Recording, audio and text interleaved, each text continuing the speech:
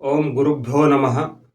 ಬಂಧುಗಳೇ, ಎಲ್ಲ ಕಾರ್ಯಕ್ರಮಗಳಲ್ಲಿ ಗಿಫ್ಟನ್ನ ಅಥವಾ ಉಡುಗೊರೆಯನ್ನ ಕೊಡುವಂತ ಒಂದು ಪದ್ಧತಿ ಇರುತ್ತೆ. ಮದುವೆಯ ಕಾರ್ಯಕ್ರಮ ಇರಲಿ, ಮನೆ ಶಾಂತಿ ಅಂದ್ರೆ ಗೃಹ ಪ್ರವೇಶದ ಕಾರ್ಯಕ್ರಮ ಇರಲಿ, ಅಥವಾ ಇನ್ನಾವುದೋ ಚಿಕ್ಕ ಕಾರ್ಯಕ್ರಮವಿದ್ದರೂ ಕೂಡ ಯಾರ ಮನೆಯಲ್ಲಿ ಅಥವಾ ಯಾರ ಕಾರ್ಯಕ್ರಮವಿರುತ್ತೋ ಅವರಿಗೆ ಉಡುಗೊರೆಯಾಗಿ ಏನನ್ನು ಕೊಡುತ್ತಾರೆ ಜನ. ಆ ಉಡುಗೊರೆ ಬಟ್ಟೆ ಇರಬಹುದು, ಅಥವಾ ಒಂದು ಫೋಟೋ ಇರಬಹುದು, ಅಥವಾ ಇನ್ನಾವುದೋ ಒಂದು ವಸ್ತು ಇರಬಹುದು. ಬಂಧುಗಳೇ, ನೀವು ಕೂಡ ಉಡುಗೊರೆಯಾಗಿ ಕೊಡೋಕೆ ಬಟ್ಟೆ ಖರೀದಿಗೆ ಅಂತ ಅಂಗಡಿಗೆ ಹೋದಾಗ ಬಟ್ಟೆ ಅಂಗಡಿಯವನು ಒಂದು ಪ್ರಶ್ನೆ ಮಾಡಿರ್ತಾನೆ. ನಿಮ್ಗೆ ಗೊತ್ತಿರಬಹುದು ಆ ಪ್ರಶ್ನೆ ಏನು ಅಂತ. ನೀವು ಬಟ್ಟೆ ಬೇಕು ಅಂದ ಕೂಡಲೇ ಅವನೊಂದು ಪ್ರಶ್ನೆ ಮಾಡ್ತಾನೆ. ಆ ಪ್ರಶ್ನೆ ಯಾವುದು ಅಂದ್ರೆ, ಬಟ್ಟೆ ಯಾವುದಕ್ಕೆ ಬೇಕಾಗಿದೆ, ಮಾಡೋಕ ಇಲ್ಲ ಉಡೋಕ ಅಂತ ಕೇಳ್ತಾನೆ. ನೋಡಿ ಎಂಥ ವಿಚಿತ್ರ. ಮಾಡೋ ಬಟ್ಟೆ ಬೇರೆ, ಉಡೋ ಬಟ್ಟೆ ಬೇರೆ. ಮಾಡೋ ಬಟ್ಟೆ ಅಂದ್ರೆ ಏನು, ಮಾಡೋ ಬಟ್ಟೆ ತಗೊಳ್ಳೋದ್ಯಾಕೆ, ತಗೊಂಡು ಕೊಡೋದ್ಯಾಕೆ? ಎಷ್ಟು ವಿಚಿತ್ರ ಅಲ್ಲ. ಅಂದ್ರೆ ಮಾಡೋ ಬಟ್ಟೆ ಸ್ಪೆಷಲ್, ಅಂದ್ರೆ ಕಡಿಮೆ ಬೆಲೆ ಉಳ್ಳದ್ದು, ಯಾವುದಕ್ಕೂ ಬಾರದ್ದು, ಕೆಲಸಕ್ಕೆ ಬಾರದಂತಹ ಬಟ್ಟೆಗಳು ಇರುತ್ತೆ.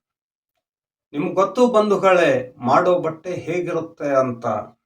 ಆಮೇಲೆ ಬಟ್ಟೆ ಮಾಡುವವರಲ್ಲಿಯೂ ಅಥವಾ ಬಟ್ಟೆ ಉಡುಗೊರೆ ಕೊಡುವುದರಲ್ಲಿಯೂ ಎರಡು ಪದ್ಧತಿ ಬಂಧುಗಳೇ.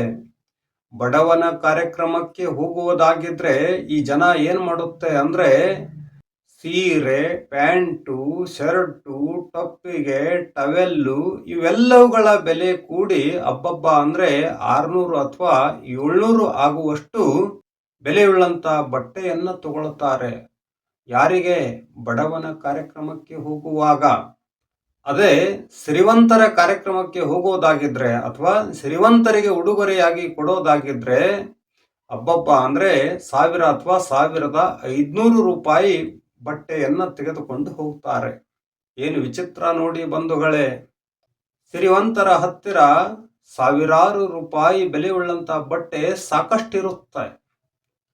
ಆದ್ರೂ ಕೂಡ ಇವರು 1000 ರೂಪಾಯಿ ಬೆಲೆ ಉಳ್ಳಂತ ಬಟ್ಟೆ ತೆಗೆದುಕೊಂಡು ಹೋಗ್ತಾರೆ.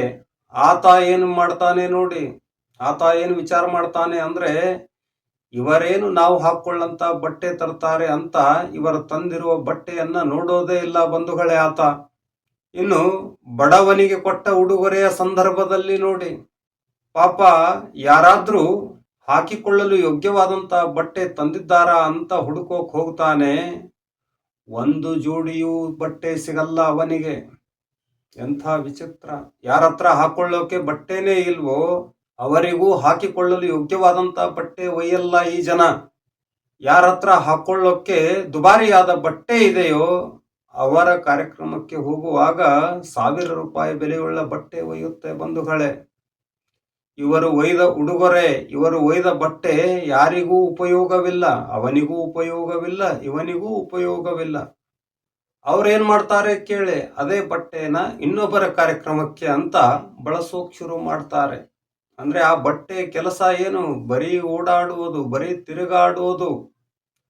ಇನ್ನು ಗೃಹ ಪ್ರವೇಶದ ಕಾರ್ಯಕ್ರಮದ ಉದಾಹರಣೆ ತಗೊಳ್ಳಿ. ಅಲ್ಲೇನಿರುತ್ತೆ ನೋಡಿ, ಒಂದು ಫೋಟೋ ಕೊಡುವ ಪದ್ಧತಿ ಇದೆ.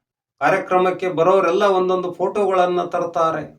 ಕಾರ್ಯಕ್ರಮ ಇದ್ದವನು ಲಕ್ಷಗಟ್ಟಲೆ ದುಡ್ಡು ಖರ್ಚು ಮಾಡಿ ಮನೆ ಕಟ್ಟಿರುತ್ತಾನೆ. ಆತ ಮನೆಯ ಗೋಡೆಗೆ ಒಂದು ಮೊಳೆ ಕೂಡ ಹೊಡೆಯುವುದಿಲ್ಲ.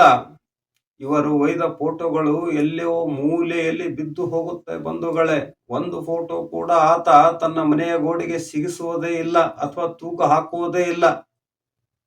ಅಲ್ಲಿ ಅವನೇನು ಮಾಡ್ತಾನೆ, ಇವರ ತಂದಿರುವಂತಹ ಫೋಟೋಗಳನ್ನ ಆತ ಇನ್ನೊಬ್ಬರ ಗೃಹ ಪ್ರವೇಶಕ್ಕೆ ಅಂತ ಬಳಸ್ತಾ ಹೋಗ್ತಾನೆ. ಅಂದ್ರೆ ಇಲ್ಲಿ ಗಿಫ್ಟ್ಗಳು ಹೇಗಿವೆ ನೋಡಿ, ಉಡುಗೊರೆಗಳು ಬರೀ ತಿರುಗೋದೇ ಅದರ ಕೆಲಸ. ಓಡಾಡಿ ಓಡಾಡಿ ದಣಿದು ಕೊನೆಗೆ ಎಲ್ಲೋ ಮೂಲೆಯಲ್ಲಿ ಹೋಗಿ ಬೀಳುತ್ತೆ.